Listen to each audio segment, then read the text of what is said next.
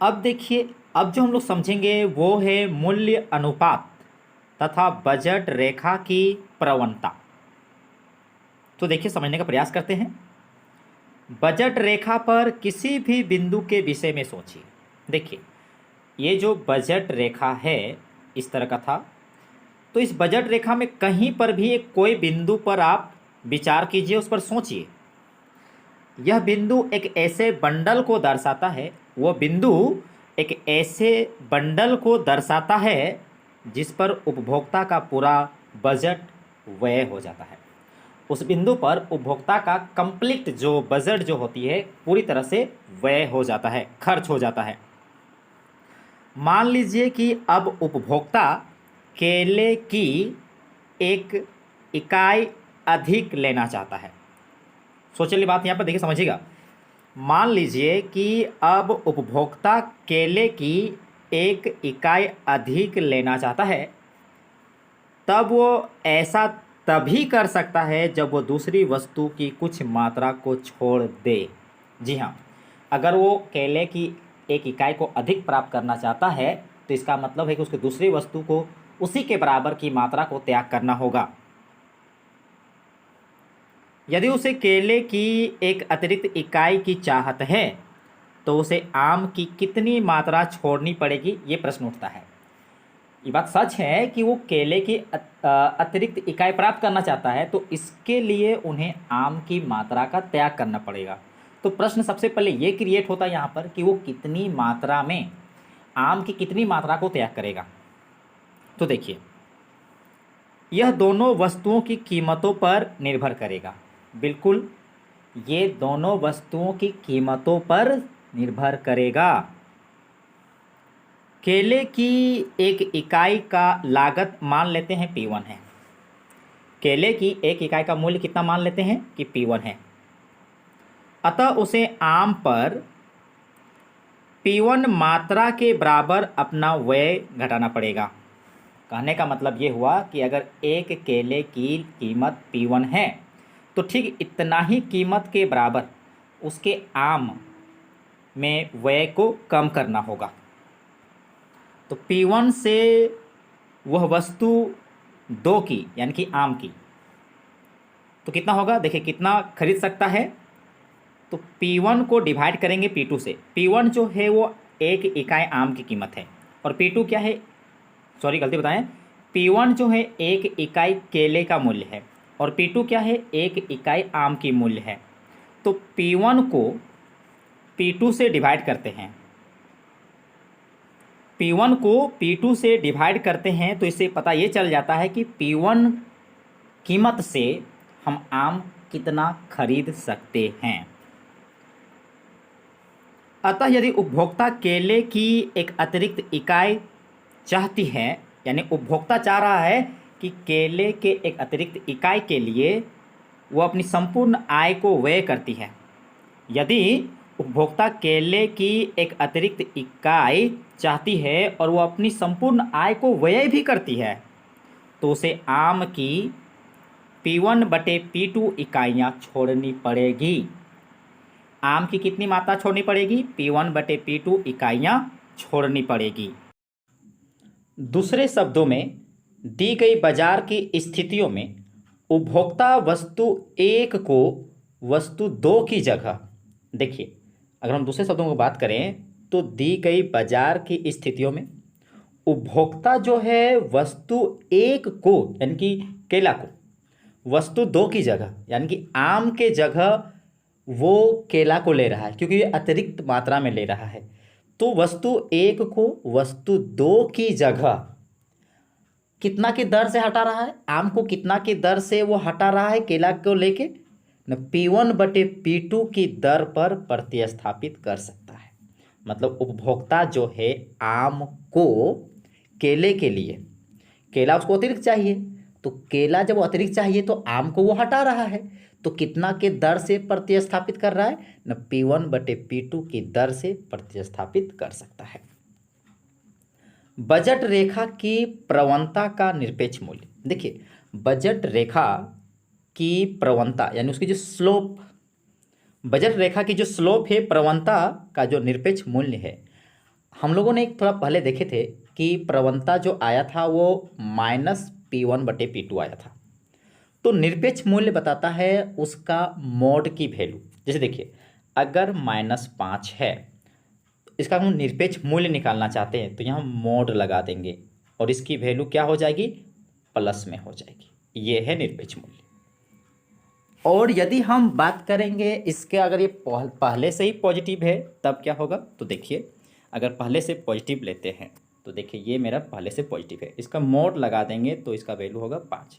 मतलब कुल मिला के तब समझ गए निरपेक्ष मान हमें धनात्मक वैल्यू को बताता है।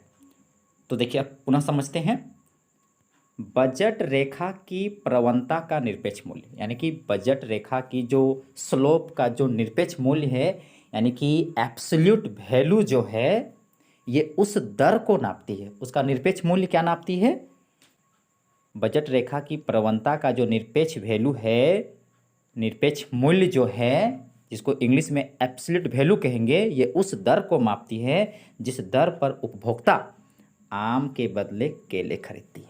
किस दर से केले को खरीद रहा है उसको नापती है, उस रेट को नापती है। कौन, बजट रेखा की प्रवणता का निरपेक्ष मूल्य। और ये किस समय, जब वो अपना संपूर्ण बजट खर्च कर देती है, जब वो अपना संपूर्ण बजट खर्च कर देती है। अब हम लोग बजट रेखा की प्रवणता की व्युत्पत्ति को देखेंगे, यानी कि बजट रेखा की जो स्लोप है उसके डेरिवेशन को देखेंगे। तो देखिए ध्यान से, बजट रेखा की प्रवणता पूरी बजट रेखा पर केले के प्रति इकाई परिवर्तन की स्थिति में आम में हुए परिवर्तन की मात्रा का मापन करती है।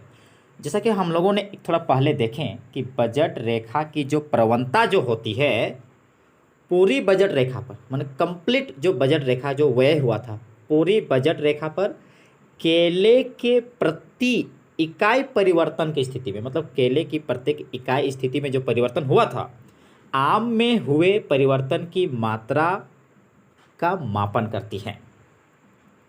देखिए समझते हैं। अब यहाँ देखिए बजट रेखा पर हम दो बिंदु की बात करते हैं। बजट रेखा पर किन्हीं दो बिंदुओं पर बात करते हैं। एक यहाँ पर देखिए x1 x2 है और दूसरा देखिए यहाँ पर कौन सा बिंदु है, x1 प्लस डेल्टा x1 और दूसरा है x2 प्लस डेल्टा x2। तो चलिए हम लोग इस पर विचार करते हैं, जरा गौर कीजिएगा। हम लोग जानते हैं बजट रेखा की जो इक्वेशन होती है वो P1x1 plus P2x2 equal to m। हम लोगों ने थोड़ा पहले इसके बारे में चर्चा कर चुके हैं कि बजट रेखा का इक्वेशन कितना होता है न, P1x1 plus P2x2 equal to m। ये इस स्थिति की बात कर रहे हैं, ऊपर वाले पॉइंट की। अगर हम नीचे वाले पॉइंट की अगर बात करें तो इक्वेशन कैसा होगा न, P1 और x1 के ऊपर क्या लिखेंगे न, x1 plus delta x1, clear, plus उसके बाद P2 इंटू क्या लिखेंगे, x2 प्लस डेल्टा x2 और इक्वल टू m। क्लियर सी बात है। ये था पहले पॉइंट के लिए और ये दूसरे पॉइंट के लिए जो कि एक ही बजट रेखा लाइन पर है। अब हम लोग क्या करते हैं, इसको देखिए इक्वेशन 2.4 माना गया है और इसे इक्वेशन 2.5 माना गया है। अब इक्वेशन 2.5 से, यानी कि ये नीचे वाले इक्वेशन से ऊपर वाले इक्वेशन को घटाया जाता है। तो देखिए यहाँ पर सबसे पहले इसको मल्टीप्लाई करके इसे ब्रैकेट से ओपन करते हैं तो इसका क्या होगा, तो P1x1 प्लस क्या होगा तो P1 डेल्टा x1। इसी तरह क्या करेंगे हम लोग, इस सेकेंड वाले को भी हम ब्रैकेट से ओपन करेंगे और जब हम लोग घटाएंगे तो P1 और x1 वाला कट जाएगा और P2 और x2 वाला कट जाएगा, मगर डेल्टा वाला तो बच जाएगा ना। तो क्या बचेगा डेल्टा वाला में, तो यहाँ से बचेगा P1x1, ये डेल्टा वाला मेरा बच जाएगा। और इसी प्रकार इधर से भी P2 डेल्टा x2 बच जाएगा और यहाँ m में m घट गया था इसलिए यहाँ पर क्या होगा, यहाँ पर शून्य होगा। क्लियर। तो हमें ये एक नई इक्वेशन प्राप्त होगी। अब हम लोग क्या करते हैं, यहाँ पर देखिएगा, अब P1 डेल्टा x1 जो है इसको इधर RHS की तरफ ले जाते हैं तो क्या हो जाएगा, माइनस में हो जाएगा। तो यहाँ पर क्या होगा, गौर से देखिएगा, तो यहाँ पर लोग को बचेगा P2 डेल्टा x2, क्लियर, और यहाँ पर आपका आएगा माइनस, ये आपका उधर चला जाएगा तो क्या होगा P1 डेल्टा x1। ठीक है, यहाँ नहीं हटाया। तो देखिए ध्यान से पुनः फिर से लिख के समझाना चाहूँगा। तो यहाँ पर देखिए क्या होगा, यहाँ पर बचेगा आपका P2 सॉरी डेल्टा में है डेल्टा x2। ठीक है, इधर हम लोग क्या करते हैं ना minus P1 delta x1। Clear. अब देखिए क्या करते हैं कि P2 को यहाँ डिवाइड में ले आते हैं RHS की तरफ। P2 को डिवाइड में ले गए तो क्या होगा, देखिए यहाँ पर माइनस P1 और बट्टे यहाँ P2 हो जाएगा तो ये वाला प्राप्त होगा। ठीक है, और ये x1 जो यहाँ पर है इसको इधर लेंगे डिवाइड में LHS की तरफ, तो यहाँ पर क्या होगा ना हम लोग को ये वाला प्राप्त होगा। क्लियर, अब तो समझ में आ गया होगा। तो ये हमें प्राप्त होगा, ये प्राप्त होगा। ठीक है, यहाँ कुछ लिखा हुआ है, चलिए उसके बारे में भी समझ लेते हैं। नीचे क्या लिखा हुआ है न, डेल्टा एक ग्रीक अक्षर है। देखिए यहाँ पर जो सिंबल जो आया है, यहाँ पर जो ट्रायंगल टाइप का, इसे डेल्टा पढ़ी जाती है, जो कि एक ग्रीक का अक्षर है। गणित में अगर इसका प्रयोग बहुत अधिक होता है, गणित में इस डेल्टा का प्रयोग क्या होता है, कभी कभी हम लोग एक बदलाव के रूप में दर्शाने के लिए किया जाता है। मतलब जब भी चेंज होने की बात होती है, बदलाव की बात होती है, तो डेल्टा इस चित्र का प्रयोग, इस सिंबल का प्रयोग किया जाता है। तो अतः डेल्टा x1 का मतलब क्या हुआ, तब डेल्टा x1 का अभिप्राय हुआ कि x1 में एक बदलाव, x1 में बदलाव आया, x1 में एक बदलाव आया, उसको किससे दर्शाएंगे, डेल्टा x1 से। अगर इसी प्रकार अगर x2 में बदलाव आता तो उसको हम लोग डेल्टा x2 से निरूपित करते हैं।